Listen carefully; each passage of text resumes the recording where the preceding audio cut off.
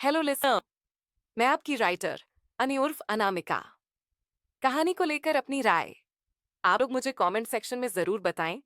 मुझे आपके कमेंट्स का इंतजार रहेगा। प्लीज मेरे चैनल को सब्सक्राइब करें और मुझे सपोर्ट करें। चैप्टर 73। माई स्पाई वाइफ अनामिका ईशानी और उसके दोस्तों को सबक सिखाने के बाद शॉप से चली गई। उसके बाद अनामिका और नीति दोनों मॉल के कैफे में चले गए और वहां कुछ बातें की, जिसके बाद वो दोनों सिंह विला के लिए निकल गए। कार में बैठी नीति काफी खुश थी। ये खुशी उसकी आंखों की चमक और होठों की बड़ी सी मुस्कुराहट के जरिए साफ देखी जा सकती थी। उन शॉपिंग बैग्स को देखते हुए नीति ने अनामिका को साइड से हग किया और अनामिका से कहा, थैंक यू भाभी, थैंक यू सो मच। मुझे ये सब बहुत पसंद आया। माई भाभी इज वंडरफुल और after all she is DCP. Anamika शांत ही रही और वो धीरे से मुस्कुराई। वो दोनों ही कार की बैक सीट पर बैठे हुए थे। शांत आवाज में अनामिका ने कहा, नीति मैंने डीजीपी कहा था, डीसीपी नहीं। नीति कंफ्यूज हो गई। वो पुलिस डिपार्टमेंट के बारे में बहुत ज्यादा कुछ नहीं जानती थी। उसकी इस कंफ्यूजन को अनामिका ने तुरंत ही भांप लिया। फिर नीति को बताते हुए कहा, DGP director general of police, आसान शब्दों में अगर कहा जाए तो स्टेट कमिश्नर। नीति की आंखें बड़ी हो गईं और वो अपनी बड़ी बड़ी आंखों से अनामिका को देखने लगी। उसे अनामिका की बात और अपने कानों पर विश्वास ही नहीं हो रहा था। शौक नीति के चेहरे पर साफ था। उसने चिल्लाते हुए कहा, व्हाट स्टेट कमिश्नर? जैसा कि अनामिका ने सोचा था, नीति की आवाज काफी ऊंची हो गई थी, जो कि अनामिका के कानों में चुभ रही थी।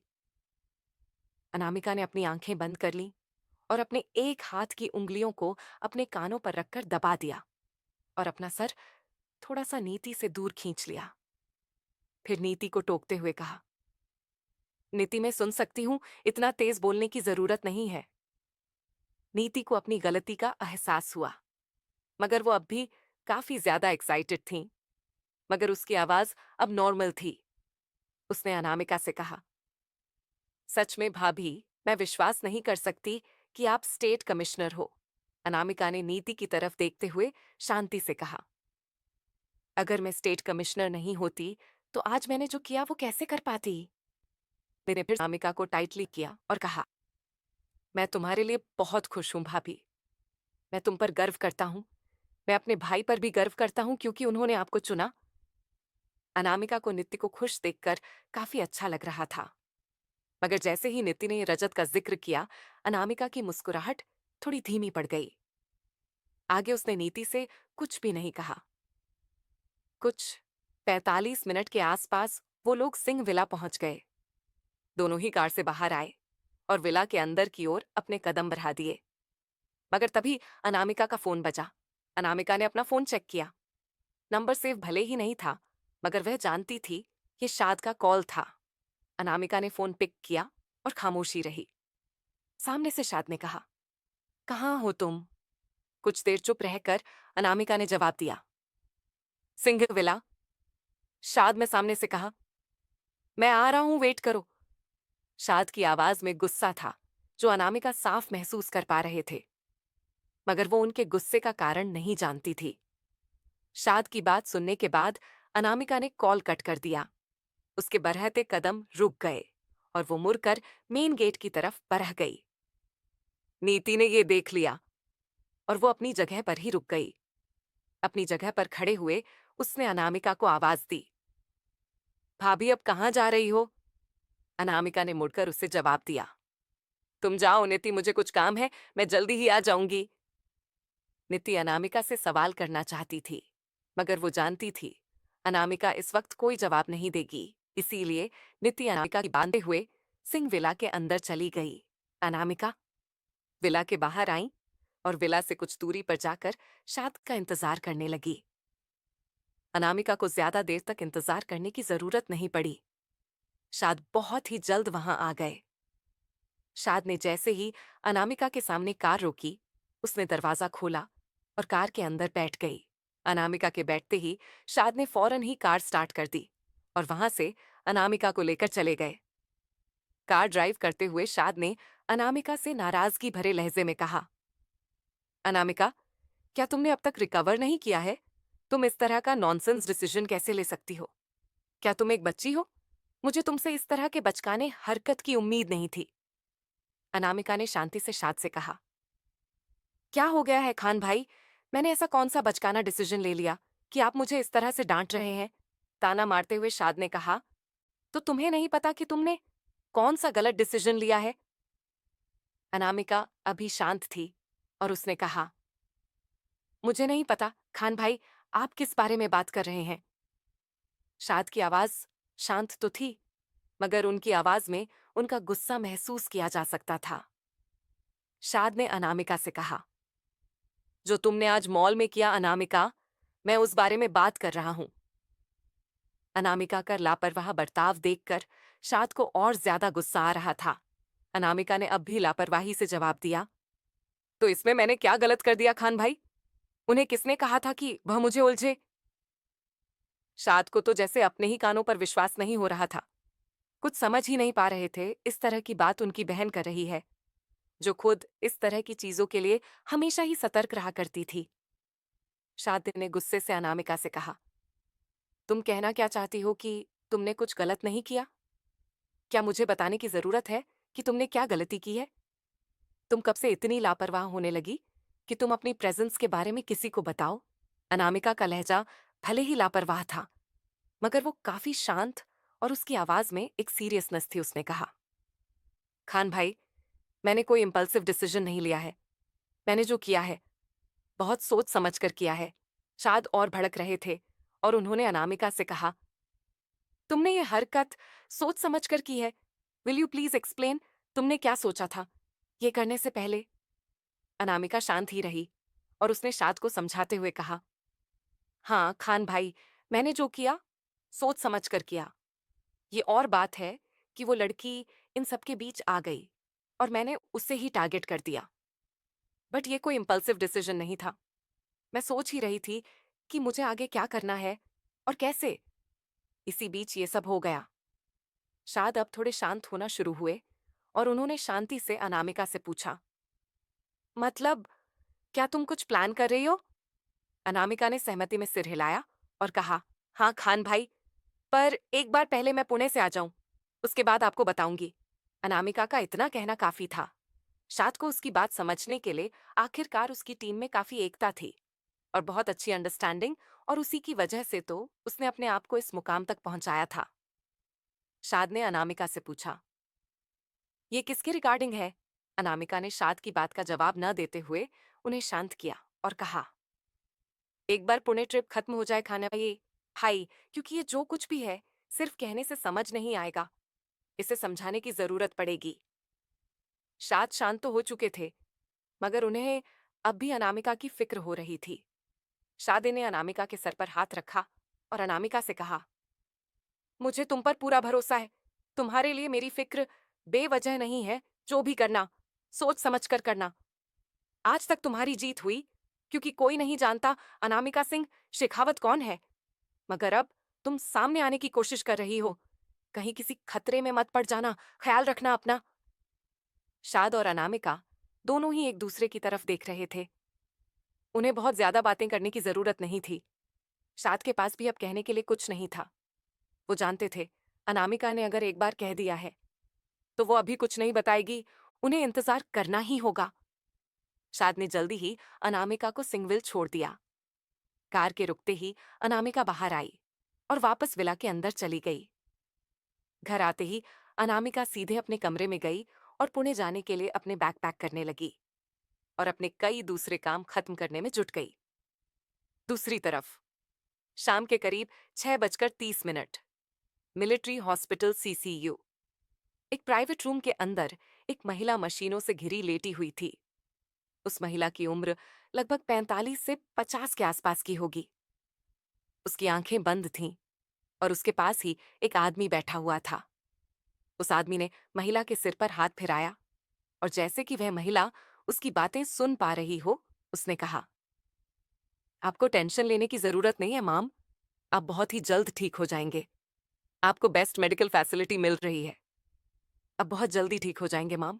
कहते हुए उस आदमी की आंखों में उदासी थी। उस आदमी की आंखों में उसकी मां के लिए प्यार साफ दिख रहा था। कुछ और वक्त वहां बिताने के बाद वो आदमी अपनी जगह से उठा और वार्ड के बाहर चला गया। वो कुछ दूर ही गया कि तभी उसका फोन बजाने लगा। उसने फोन पिक किया और सामने वाले इंसान की बात सुनने लगा। इस दौरान उस आदमी के कदम नहीं रुके और वो चलते चलते हॉस्पिटल के गार्डन एरिया में पहुंच गया। काफी देर तक उस इंसान की बात सुनने के आदमी ने गुस्से में कहा, मुझे नित्य हर हालत में चाहिए, वरना तुम लोगों के लिए अच्छा नहीं होगा। अगर अपनी जान के खैरियत चाहते हो तो ढूंढ कर निकालो उसे। उस आदमी की आवाज में एक नफरत थी। वो आदमी फोन पर बात कर ही रहा था, तभी उसके कानों में एक अजीब सी आवाज गई। मगर वो आवाज शायद काफी दूर से आ रही थी, जिस वजह से वह ठीक तरह से उस आवाज को समझ नहीं पाया।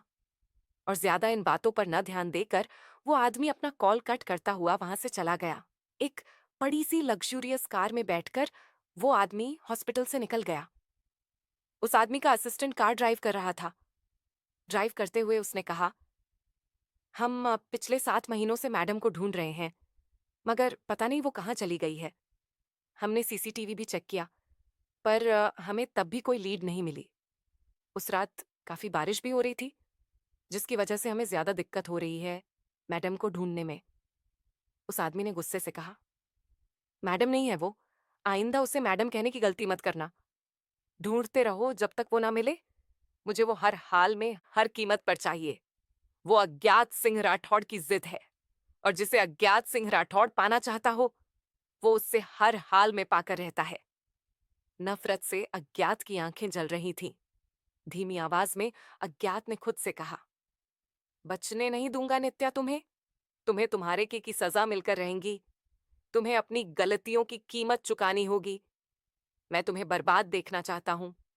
अपनी जिस खूबसूरती पर घमंड था तुम्हें, उस मैं अपने पैरों तले रौंद कर दिखाऊंगा। दूसरी तरफ सिंह विला। अनामिका की पैकिंग हो चुकी थी और उसने अपना ऑफिस का वर्क भी काफी हद तक खत्म कर लिया था। कौन है अज्ञात? क्यों ढूंढ रहा है वो नित्या को? क्या अनामिका नित्या को अज्ञात से बचा सकेगी? आखिर वो कौन सी आवाज थी जो अज्ञात को सुनाई दी थी? क्यों जाना चाहती है अनामिका पुणे? क्या अनामिका पुणे जा पाएगी? क्या थी शाद के गुस्से की वजह? कहानी में आगे क्या हुआ, जानने के लिए पढ़िए माई स्पाई वाइफ। चैप्टर 74, माई स्पाई वाइफ। शॉपिंग के बाद नित्या और अनामिका दोनों सिंहविला के लिए निकल गए। पहुंचते ही अनामिका के फोन पर शाद का कॉल आया और उन्होंने उससे मिलने को कहा, जिसके बाद उन दोनों के बीच कुछ बहस हुई। मगर फिर अनामिका ने शाद को समझा दिया और फिर शाद अनामिका को वापस सिंहविला छोड़कर चले गए। घर पहुंचते ही अनामिका अपने कामों में लग गई और देखते ही देखते शाम बीत गई। हॉस्पिटल में अज्ञात अपनी मां के साथ वक्त बिता रहा था और तभी उसे पता चला कि उसके लोग अभी तक नित्या को ढूंढ नहीं पाए। जो सुनकर वो गुस्से से आग बबूला हो गया। उसकी आवाज में नित्या के लिए उसकी नफरत साफ सुनाई दे रही थी।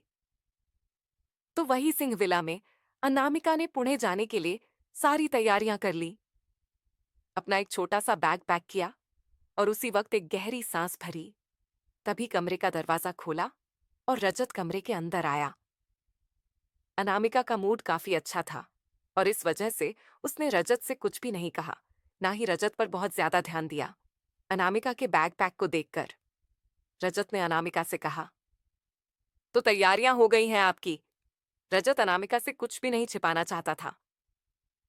रजत की बातें सुनकर अनामिका समझ गई उसे उसके बाहर जाने का पता है, मगर वो ये जानना चाहती थी कि क्या वो जानता है कि वो कहाँ जा रही है। अनामिका ने कहा, हाँ, हो गई सारी तैयारियां।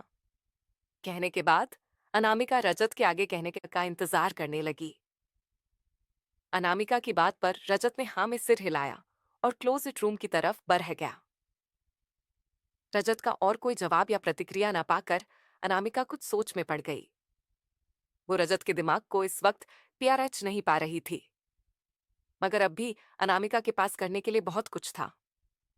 अनामिका उन कामों को खत्म करने में लग गई। थोड़ा समय गुजरा और जल्द ही उस रखा काम खत्म किया। और जैसे ही वो अपना बैग लेकर कमरे से बाहर निकलने को हुई, क्लोजेट रूम का दरवाजा खुला और रजत अपने हाथों में एक छोटा सा बैग लिए बाहर आया। अनामिका को लगा कि रजत अपने किसी बिजनेस ट्रिप पर जा रहा है, और यह सोचकर अनामिका ने रजत से कुछ भी नहीं कहा। अनामिका विला के बाहर आई, और आज अनामिका ने अपनी कार नहीं मंगवाई थी। उसने विला के ही कार को इस्तेमाल करने का सोचा। अनामिका ने कार की पिछली साइड का दरवाजा खोला और उसमें अपना बैग रख दिया। तभी एक हाथ अचानक से आगे आया, एक और बैग वहां पे रख दिया गया। अनामिका ने मुड़कर देखा तो रजत उसके सामने खड़ा था। कंफ्यूज होते हुए अनामिका ने रजत से कहा, मैं एयरपोर्ट नहीं जा रही हूं। रजत ने जवाब दिया, मुझे पता है। अनामिका को लगा कि रजत को शायद कोई गलतफहमी हो रही है। उसने अपनी बात को रजत के सामने क्लियर करते हुए कहा, रजत, मैं पुणे जा रही हूं, पर मैं फ्लाइट से नहीं जा रही। मैं ड्राइव करके जा रही हूं। तुम्हें एयरपोर्ट नहीं छोड़ सकती। अनामिका ने कहा, क्या मैंने आपसे कहा कि आप मुझे एयरपोर्ट छोड़ दीजिए? अनामिका के चेहरे पर हल्का कंफ्यूजन आया। उसने कहा, तुम्हें कहाँ जाना है? रजत ने अनामिका को जवाब दिया, मैं आपके साथ पुणे जा रहा हूं। अनामिका कुछ अजीब लगा, इसलिए उसने अपना शक जताते हुए कहा, तुम्हें पुणे में काम है? रजत ने मुस्कुराते हुए कहा, मुझे क्या काम होगा पुणे में? मैं तो आपके साथ जा रहा हूं। एक पल में अनामिका का चेहरा शांत और गंभीर हो गया। उसने रजत से पूछा, किस लिए? रजत अब भी मुस्कुरा रहा था और उसने कहा, आपके साथ वक्त बिताने के लिए एक हॉलिडे हो जाएगा, और क्या। कोई बात नहीं, मुझे कोई दिक्कत नहीं है।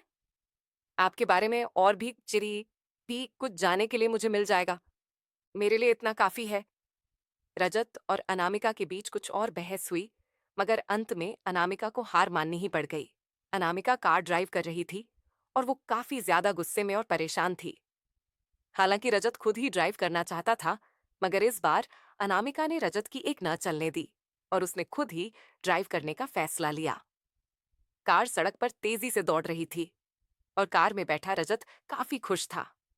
ड्राइव करते हुए वो लोग काफी तेजी से आगे बढ़ा रहे थे। इसी वक्त अनामिका का फोन बजा। उसने एक नजर फोन को देखा और फिर फोन को अपने ब्लूटूथ से कनेक्ट कर लिया। फोन पिक करने के बाद अनामिका खामोश ही रही, मगर उसने कुछ ऐसा सुना कि उसका पैर तेजी से कार की ब्रेक पर गया। इस वजह से कार एक झटके के साथ रुकी और अनामिका और रजत दोनों आए कुछ आगे की तरफ झुक गए। अनामिका कार इतनी ज्यादा फास्ट ड्राइव कर रही थी कि अगर उन दोनों ने सीट बेल्ट नहीं पहना होता तो उन दोनों का सर जाकर कार के अगले हिस्से पर लगता। कार के रुकने के बाद अनामिका ने गुस्से और हैरानी के साथ कहा, व्हाट? अनामिका की आवाज में हैरानी और गुस्से के साथ परेशानी और फिक्र भी थी। अनामिका के मुंह से निकले उसे एक शब्द में गुस्सा, परेशानी, हैरानी, फिक्र और डर सब कुछ मौजूद था। अनामिका ने एकदम से कार को स्टार्ट की और यू टर्न लेकर कार को दोगुनी स्पीड सड़क पर दौड़ाने लगी। वो लगातार गियर चेंज करती जा रही थी और स्पीड को बढ़ाती जा रही थी। लगभग 15 मिनट के अंदर उनकी कार एक जगह आकर रुकी। ये शहर से थोड़ी दूरी पर बना एक मिलिट्री हॉस्पिटल था। अनामिका ने कार को ठीक से पार्क भी नहीं किया और कार की चाबियां कार में ही छोड़कर एकदम से कार का दरवाजा खोला और भागते ही चली गई। गेट पर ही 2 सिक्योरिटी ऑफिसर्स थे जिनके हाथों में वेपन्स थे, मगर अनामिका ने उन चीजों की बिल्कुल भी परवाह नहीं की। रजत हैरानी से अनामिका के इस बिहेवियर को देख रहा था और उसने भी तुरंत ही कार का दरवाजा खोला और आगे बढ़ा, मगर सिक्योरिटी गार्ड ने रजत को अंदर जाने से रोक दिया। मगर अनामिका को रोकने की कोशिश तक उन लोगों ने नहीं की थी। हॉस्पिटल के अंदर जाते ही अनामिका तेजी से सीढ़ियां चियारेच रही थी। हालांकि लिफ्ट भी थी, मगर अनामिका इस वक्त इस हालत में नहीं थे कि वो एक पल का भी इंतजार करे। अनामिका दौड़ते हुए 7वें फ्लोर पर गई और वो पूरा फ्लोर ही खाली था। अनामिका भागते हुए जा रही थी और जाते हुए एक नर्स से वो टकराई और उसने उस नर्स से कहा, वार्ड नंबर 7 की पेशेंट कहाँ है? दौड़ने की वजह से अनामिका हाँफ रही थी, मगर उसकी आवाज पूरी तरह से साफ थी और सभी हूं थी। उसकी गहरी आवाज किसी को भी डराने के लिए काफी होती थी। और उसकी आंखें तो हमेशा ही एक अलग ही खामोशी सी बयां करती, जो किसी गहरे खाई की तरह हुआ करती। अनामिका ने पूरे वार्ड में पहले ही चेक कर लिया था और उसे वो नहीं मिला जो वो ढूंढ रही थी। इसलिए जैसे ही उसे वो नर्स मिली, उसने फौरन ही अपना सवाल कर दिया। वार्ड नंबर 7 की पेशेंट का जिक्र सुनते ही नर्स ने जल्दबाजी में कहा, 9वीं मंजिल के ऑपरेशन थिएटर में चलिए, मैं अभी आपको लेकर चलती हूँ।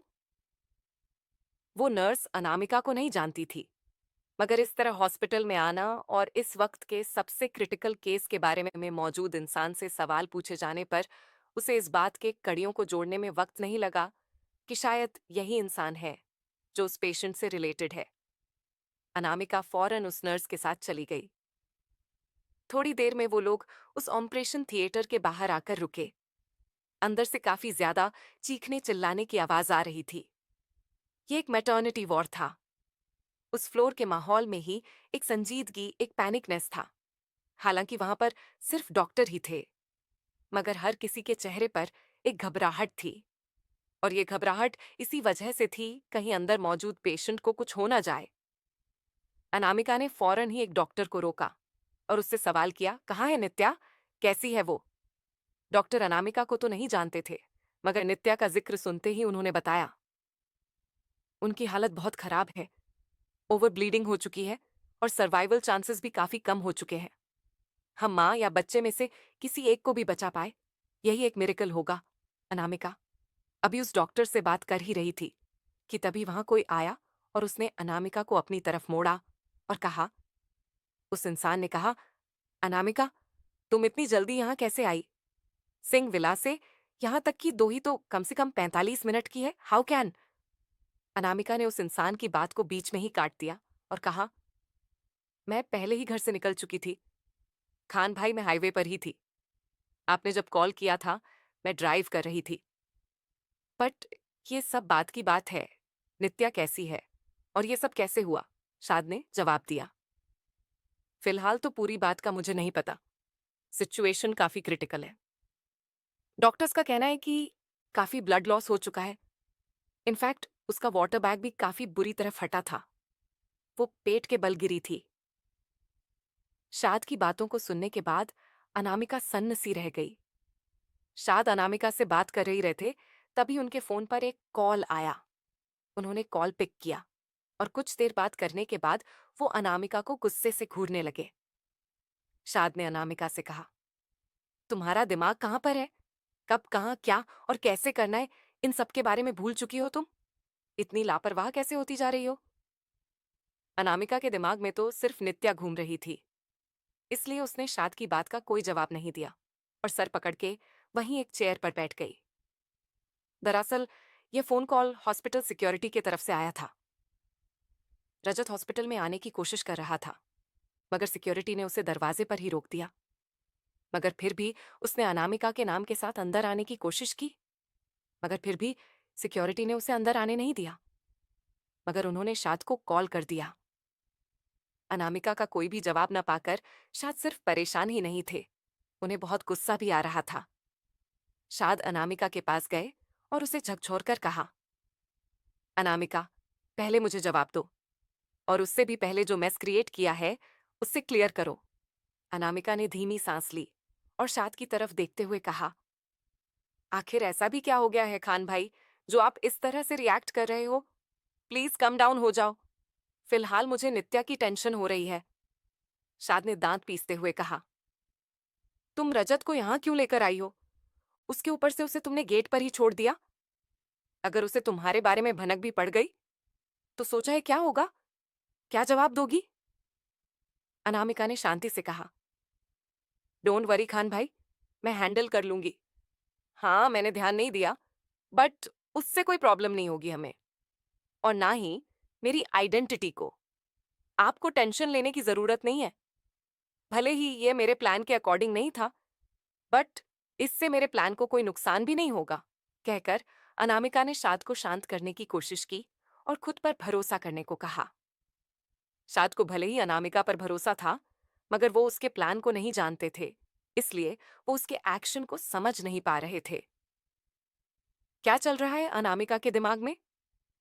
क्या किया रजत ने गेट पर ऐसा जिसकी वजह से सिक्योरिटी को शादी को इन्फॉर्म करना पड़ गया? क्या है अनामिका और नित्या के बीच का रिश्ता? कहानी में आगे क्या हुआ जानने के लिए पढ़िए माई स्पाई वाइफ चैप्टर 75। माई स्पाई वाइफ। हॉस्पिटल में शाद और अनामिका की थोड़ी बहस चल रही थी। अनामिका शाद को बहुत ज्यादा जवाब तो नहीं दे रही थी, मगर शाद कुछ ज्यादा ही गुस्से में थे।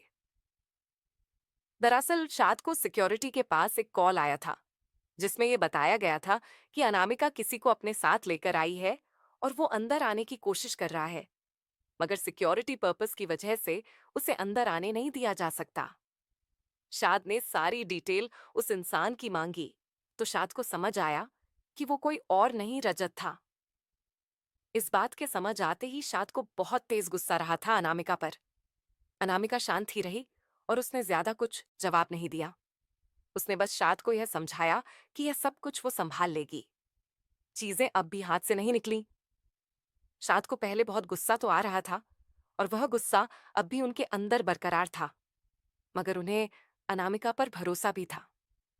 खुद को शांत करते हुए शाद ने अनामिका से सवाल करते हुए कहा, वो सब तो ठीक है, मगर फिलहाल ये बताओ कि अभी रजत का क्या करना है?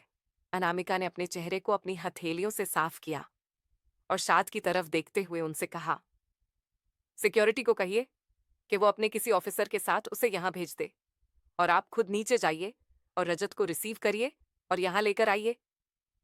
मिलिट्री हॉस्पिटल कोई ऐसी जगह नहीं थी ये कोई आसानी से अपनी पावर और इन्फ्लुएंस का उसे कर पाए। इसके लिए काफी अंदर तक पहुंच होना बहुत जरूरी होता है। कई बार कुछ अप्रोच लगाकर यहाँ पर बाहरी लोगों का इलाज तो हो सकता है, मगर कुछ खास ऐसी जगह भी वहां मौजूद होती है जहां पर कोई भी यूं ही नहीं आ जा सकता है बिना किसी खास इंसान की मदद के। शाद के एक्सप्रेशन कुछ अजीब हो गए। उन्हें अनामिका की बात समझ नहीं आ रही थी कि आखिर अनामिका करने की क्या कोशिश कर रही है। अनामिका की बात को ना समझते हुए शाद ने अनामिका से सवाल किया, तुम्हारे दिमाग में चल क्या रहा है? अनामिका ने शाद के सवाल को सिरे से नजरअंदाज कर दिया और उनसे कहा, खान भाई प्लीज, फिलहाल आप रजत को हैंडल करो, बाद में मैं आपको बता दूंगी। शाद अनामिका की परेशानी को समझ रहे थे, इसलिए उन्होंने और कुछ कहना सही नहीं समझा। शाद समझ रहे थे कि अनामिका को वैसे भी ज्यादा जवाब देना पसंद नहीं है और अब परेशानी में तो वो कभी भी उन्हें कोई जवाब नहीं देगी। इसलिए उन्होंने अपना फोन फिर से निकाला और सिक्योरिटी ऑफिस में कॉल लगाते हुए वहां से चले गए। अनामिका वहीं चेयर पर सिर झुकाकर बैठ गई। उसकी दोनों हाथों की उंगलियां एक दूसरे से जुड़ी हुई थीं। ऑपरेशन थिएटर से लगातार चीखने की आवाज आ रही थी। जैसे जैसे वक्त बीत रहा था, अनामिका बेचैन होती जा रही थी। दूसरी तरफ हॉस्पिटल गेट। सिक्योरिटी ऑफिसर को पहले ही शाद कॉल कर चुके थे और ऑफिसर ने अपने एक सबॉर्डिनेट को कहा कि वह रजत को एफ सेक्शन की तरफ ले जाएं। ये हॉस्पिटल का एक प्राइवेट एरिया था। हालांकि ये मिलिट्री हॉस्पिटल था, मगर सिक्योरिटी इश्यूज की वजह से और अनामिका ने अपने इन्फ्लुएंस का यूज कर हॉस्पिटल का एक सेक्शन अपने अंडर में कर लिया था और हॉस्पिटल के उस एरिया को पूरी तरह से प्राइवेट कर दिया था। यहां तक कि वहां पर सिर्फ उसके अपॉइंट किए गए डॉक्टर ही जा सकते थे। मिलिट्री हॉस्पिटल के और डॉक्टर को वहां जाना अलाउड नहीं था। रजत एक ऑफिसर के साथ एफ सेक्शन की तरफ आ गया। सेक्शन एफ के गेट पर ही शायद रजत के आने का इंतजार कर रहे थे। रजत को वहां तक पहुंचाने के बाद ऑफिसर ने शाद को सल्यूट किया और शाद से परमिशन लेकर वहां से फौरन ही चला गया। शाद रजत को लेकर लिफ्ट की तरफ बढ़ गए। रजत के चेहरे के भाव शांत थे। वो चुपचाप शाद के साथ चल रहा थे। जहां रजत पूरी तरह से शांत था, वहीं शाद को समझ नहीं आ रहा था कि वो रजत को क्या कहें और चीजों को किस तरह से एक्सप्लेन करें। उसके ऊपर से शाद और ज्यादा कंफ्यूज हो रहे थे कि एक्सप्रेशन को देखकर उनके रजत के चेहरे पर किसी तरीके का कोई सवाल या कंफ्यूजन नहीं थी। शाद किसी तरह समझ ही नहीं पा रहे थे कि आखिर रजत के दिमाग में क्या चल रहा है और वह रजत को कैसे हैंडल कर सकते हैं। लिफ्ट तेजी से ऊपर की ओर बढ़ रही थी, मगर रजत के मुंह से एक शब्द भी नहीं निकला। सवाल तो बहुत दूर की बात है। शाद को जब कुछ समझ नहीं आया तो उन्होंने सब कुछ अनामिका पर ही छोड़ने का फैसला किया। शाद, जल्दी ही रजत को लेकर अनामिका के पास पहुंच गए। कॉरिडोर में आगे बढ़ते हुए रजत ने जैसे ही चेयर पर बैठी अनामिका को देखा, उसने शाद को पीछे ही छोड़ दिया और तेजी से अनामिका की ओर बढ़ा गया। अनामिका अब भी चेयर पर बैठी हुई थी और सर झुकाकर उसने अपनी आंखें बंद की हुई थीं। ऑपरेशन थिएटर के अंदर से अब भी चीखने की आवाजें आ रही थीं, मगर वो आवाजें बहुत ज्यादा तेज नहीं थीं। इसलिए जब तक रजत अनामिका के पास नहीं पहुंचा, उसे वो आवाजें सुनाई नहीं दी थीं। अनामिका के पास पहुंचकर जैसे ही रजत कुछ कहने को हुआ, तभी ऑपरेशन थिएटर का दरवाजा भी खुला, जिसके साथ ही अनामिका ने भी अपना सर उठाकर दरवाजे की तरफ देखा। डॉक्टर के बाहर आते ही अनामिका डॉक्टर के सामने जाकर खड़ी हो गई और अनामिका की गहरी और शांत नजरें डॉक्टर के ऊपर थीं और वो डॉक्टर के कुछ कहने का इंतजार कर रही थी। अनामिका को अपने सामने देखकर डॉक्टर ने कहा, इस वक्त मेरे पास कहने के लिए कुछ नहीं है, तुम्हें इंतजार करना होगा अनामिका। अनामिका ने डॉक्टर पर दबाव बनाते हुए कहा। सिचुएशन कैसी है उसकी? डॉक्टर ने कहा। स्थिति बहुत ही ज्यादा संवेदनशील है उसकी। मेंटल और फिजिकल प्रेशर दोनों ही है। नॉर्मल कंडीशन में उसकी चोट बहुत ज्यादा सीरियस नहीं होती, मगर मेंटल प्रेशर की वजह से उसकी चोट सीरियस हो चुकी है। हमें जो करना है जल्दी ही करना होगा, अदरवाइज वी लॉस्ट हर। अपनी बात कहने के बाद डॉक्टर एक पल के भी वहां नहीं रुकी। डॉक्टर के जाने के बाद अनामिका उनकी कही हुई बातों के बारे में ही सोचने लगी। कुछ देर बाद डॉक्टर वापस आई और ऑपरेशन थिएटर में चली गई। ये सब कुछ लगभग 45 मिनट तक और चला। इस पूरे वक्त में रजत अनामिका के साथ ही रहा और अनामिका को भी पता नहीं चला और उसने रजत के कंधे पर अपना सिर रख दिया। रजत अनामिका के बाहों को सहलाते हुए उसे शांत करने की लगातार कोशिश कर रहा था। इस बीच कोई और भी था जो हॉस्पिटल आ चुका था और वहां मौजूद था, मगर वो जैसे ही अनामिका के पास आने को हुआ, तभी उसकी नजर अनामिका और रजत पर पड़ी, जो कि एक साथ बैठे हुए थे और अनामिका ने रजत के सीने पर सर रखा हुआ था। ये देखकर उसने अपने कदम वहीं पर रोक लिए। उन दोनों को एक साथ देखने के बाद उसे इंसान ने अपनी नजरें शाद की तरफ की।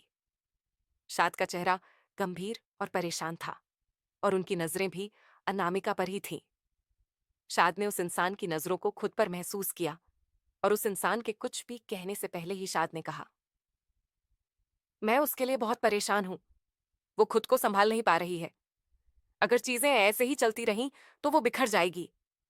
मैं नहीं समझ पा रहा कि मैं अनामिका को कैसे संभालूं। नियाज नियाज कभी अनामिका को देखती तो कभी शाद को।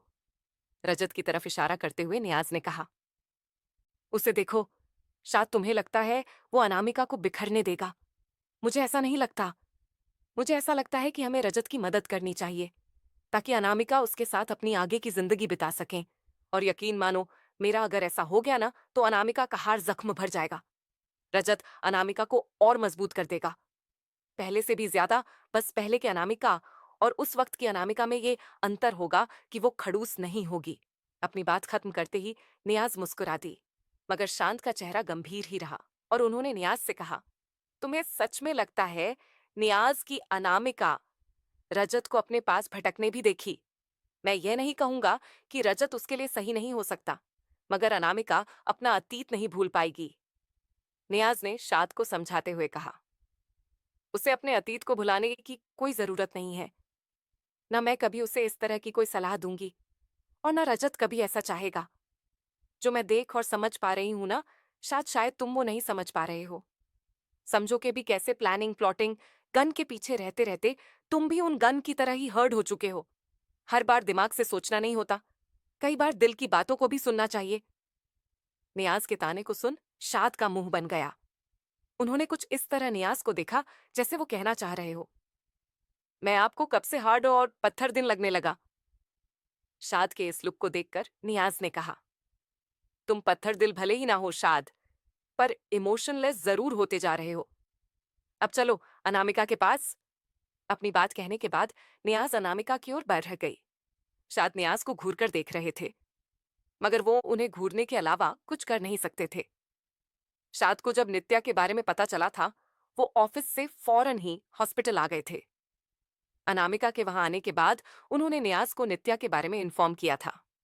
इस वजह से नियाज को हॉस्पिटल पहुंचने में इतना वक्त लग गया। नियाज अनामिका की तरफ बारे रही थी, तभी ऑपरेशन थिएटर का दरवाजा खोला और एक नर्स बाहर आई। वो अनामिका के सामने खड़ी हुई। अनामिका ने उसे देखा और तुरंत ही खड़ी हो गई। उस नर्स ने कहा, डिलीवरी हो चुकी है, पेशेंट को एनेस्थीसिया दिया गया है, जिस वजह से वो अभी बेहोश है। अनामिका ने हाँ में सर हिलाया और नर्स को वहां से जाने का इशारा कर दिया। नर्स फौरन ही वहां से चली गई। थोड़ी ही देर में डॉक्टर भी बाहर आए। डॉक्टर के पीछे ही एक नर्स भी थी जिसके हाथ में वो बच्चा था जिसने अभी अभी कुछ पल पहले ही जन्म लिया था। डॉक्टर के चेहरे पर भी एक शांति थी। उसने अनामिका की तरफ देखा और कहा, कैबिन में चलकर बात करें। अनामिका ने पहले अपनी नजर इधर इधर दोहराई और जैसे ही उसने शाद को देखा, रजत की तरफ पॉइंट करते हुए आंखों से कुछ इशारा किया। शाद फौरन ही अनामिका के इशारे को समझ गए और उन्होंने सहमति में सिर हिला दिया। फिर अनामिका ने डॉक्टर की तरफ देखा और सहमति में सिर हिला दिया। डॉक्टर ने अनामिका से कहा, ठीक है, आप कैबिन में मेरा इंतजार करिए, मैं अभी आती हूं। अनामिका डॉक्टर की केबिन की तरफ बढ़ने लगी। तभी एक नर्स वहां भागते हुए आई और उसने डॉक्टर से कहा, डॉक्टर, एक इमरजेंसी केस है, पेशेंट की हालत काफी क्रिटिकल है। के दौरान ऑफिसर को काफी सीरियस इंजरी हुई है। डॉक्टर फौरन ही उस नर्स के साथ चली गई। देर रात हो चुकी थी और इस समय शिफ्ट चेंजिंग का टाइम था। जैसे डॉक्टर कुछ ऑलरेडी चले गए थे और कुछ अभी आ रहे थे। मिलिट्री हॉस्पिटल में डॉक्टर किसी एक कैटेगरी के नहीं होते हैं। उन्हें कई तरह के केसेस के एक्सपीरियंस के बाद ही मिलिट्री के लिए अप्लाई करने की अथॉरिटी दी जाती है। और अनामिका ने जिन भी डॉक्टर्स को अपॉइंट किया हुआ था, वो भी कई सारी मेडिकल प्रॉब्लम को हैंडल करने के लिए ट्रेंड थे। वो अक्सर ही कई सारी फील्ड के एक्सपर्ट हुआ करते थे। उस डॉक्टर को भले ही अनामिका ने अपॉइंट किया था, मगर उसे भी हॉस्पिटल अथॉरिटी के अंदर ही वर्क करना पड़ता था। बस सिचुएशन ऐसी थी कि आज जिस सेक्टर को उसने अपने लिए प्राइवेट किया था, वहां पर सिर्फ वही डॉक्टर ही आ सकते थे। डॉक्टर के जाने के बाद अनामिका वापस ऑपरेशन थिएटर की तरफ मुड़ी। तभी उसकी नजर नियाज पर पड़ी, साथ ही साथ नियाज के हाथों में मौजूद बास्केट पर भी। अनामिका नियाज के पास गई, जो कि उससे कुछ ही कदम दूर खड़ी थी। क्या सच में नियाज रजत की मदद करेंगी अनामिका को कन्वेंस करने में? आखिर ऐसा क्या हुआ नित्या के साथ कि उसकी हालत इतनी खराब हो गई? कौन है नित्या के बच्चे का पिता? क्या इशारा किया अनामिका ने शाद को? क्या बात करनी थी डॉक्टर को अनामिका से? आखिर ऐसा भी क्या है जो हर बार शाद के गुस्से को अनामिका के लिए भड़का रहा है? आखिर किस लापरवाही का जिक्र कर रहे हैं बार बार शाद? कहानी में आगे क्या हुआ जानने के लिए पढ़िए माय स्पाई वाइफ।